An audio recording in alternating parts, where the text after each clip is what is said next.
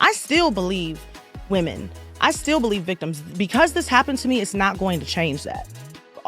But if woke celebrities didn't have double standards, they wouldn't have any standards at all.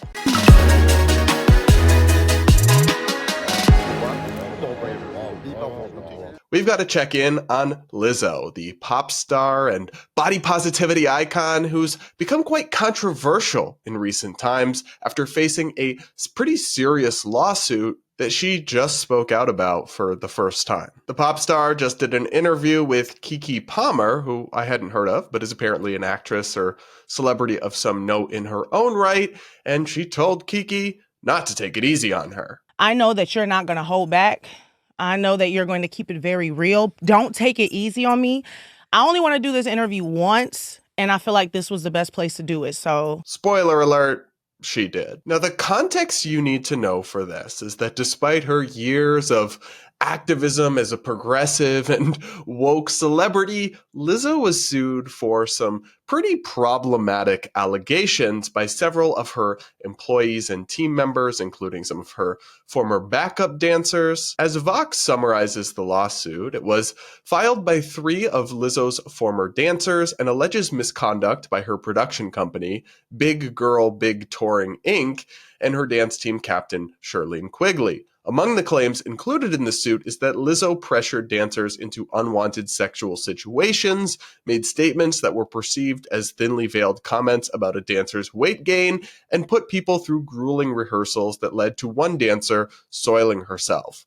As of August 9, at least 6 more former employees have filed similar complaints. So the lawsuit rests upon some pretty serious claims about sexual harassment, and then ironically, because Lizzo is like the queen of fat positivity or whatever, body shaming, as well as a whole host of other things.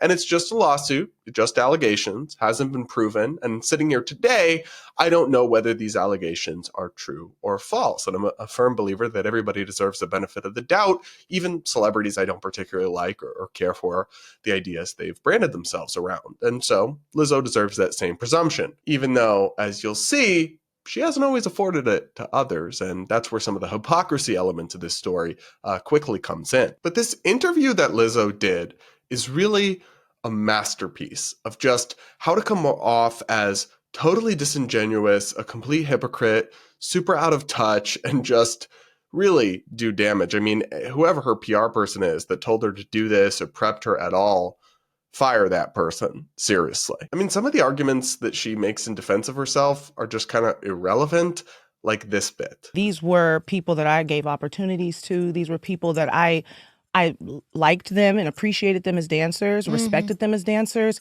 So I was like, what? But then I heard all the other things like sexual harassment, and I was like, they're trying, well, I don't know what they're trying to do, but these are the types of things that the media can turn into something that it's not. So there's a couple problems with this. One is that the fact that Lizzo gave these people opportunities, these dancers, isn't relevant. Harvey Weinstein gave people opportunities, okay? Just because you give someone an opportunity doesn't give you a pass on what happens next if you mistreat them, which again, we don't know if Lizzo did or didn't do, but it's just kind of an irrelevant deflection. And then what's funny about the bit where she says, well, they're just saying things they know the media will run with, is that Lizzo has joined pile-ons many times based on potentially not true allegations against people she doesn't like. But here's the part of the interview that really irked me, and I think is what's so harmful about this, and why it's actually really important.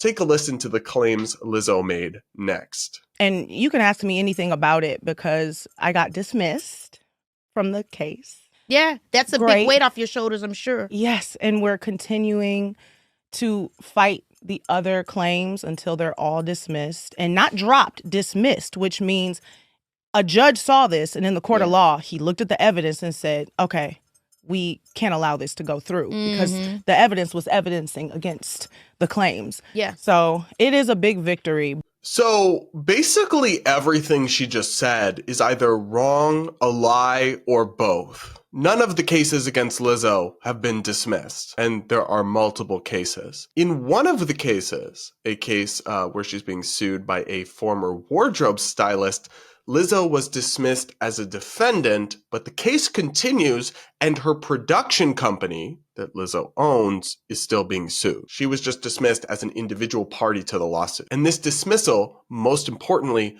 was not made because the evidence was evidencing against the claims. No, it was made on standing, a legal technicality. It didn't get into the evidence of whether the claims are true or false. And the other case that has made most of the headlines from the 3 former backup dancers against Lizzo hasn't been dismissed. So she's going out here with the I've been dismissed narrative. The evidence wasn't evidencing.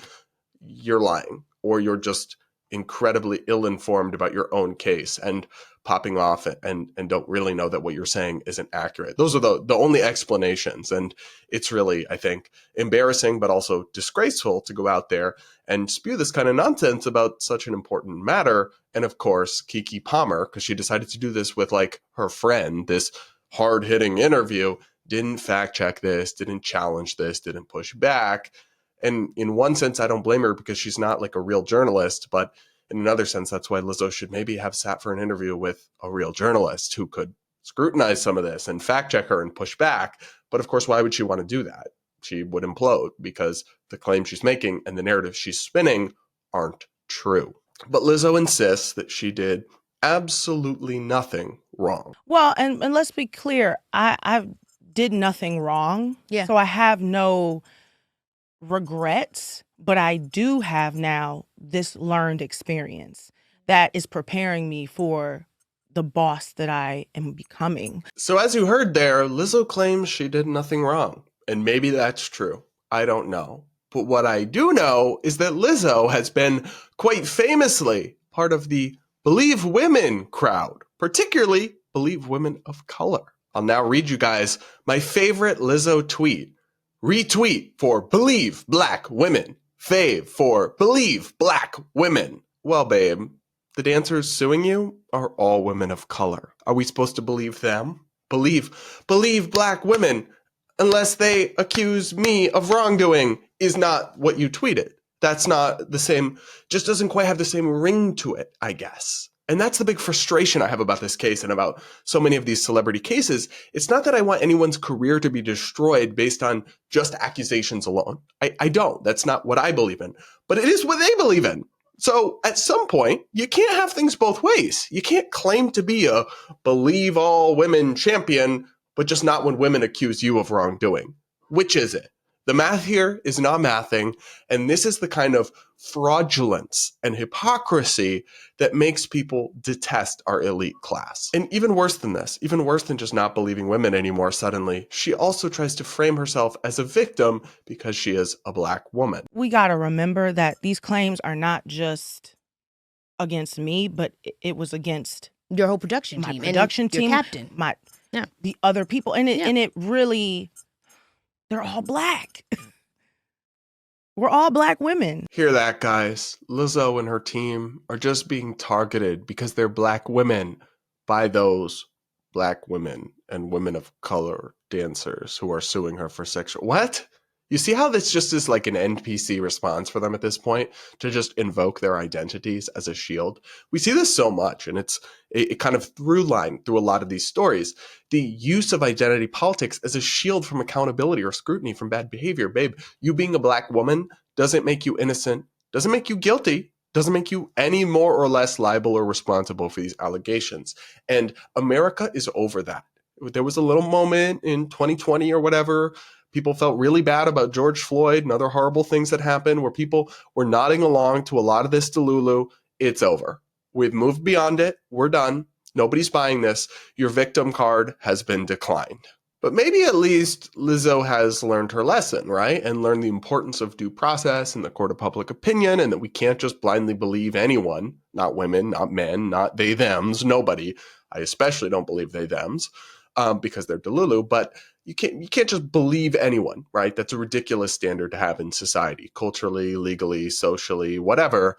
No, she apparently still believes that, just not when it's applied to herself. Because I also don't want to perpetuate the negative talk that's surrounding real victims in the world. I still believe women. I still believe victims. Because this happened to me, it's not going to change that. But people should not be able to just say anything about somebody and put it in the media and ask for money.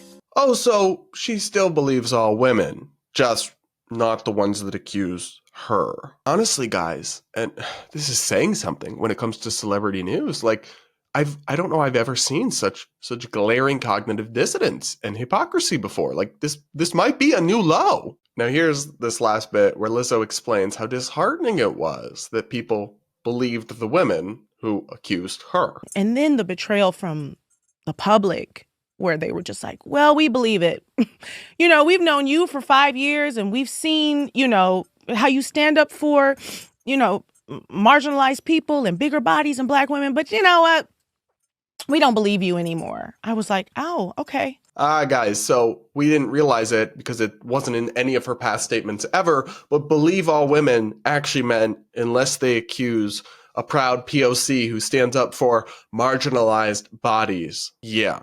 No, I'm sorry, but at some point, if you live by a certain standard, you should also die by a certain standard, right? Like, you made your bed, now you should lay in it. So Lizzo has participated in too many cancellation campaigns to count, and now suddenly wants the benefit of the doubt when it comes to her own. I certainly think she should be afforded that doubt in every legal sense. I believe in the presumption of innocence, absolutely. But culturally and socially, I don't necessarily have any problem with her fans who she's encouraged to believe women, listen to victims, blah, blah, blah, blah, doing that applied to her. And if that hurts her career and hurts her image, as it really seems to have done, if that means her next album isn't as successful as some of her past work, then so be it. Because I'm not sure that this kind of toxic culture and behavior is ever really going to change unless these people who have for so long advocated these unrealistic and delusional standards are actually forced to live by them. And that's exactly what's happening to Lizzo.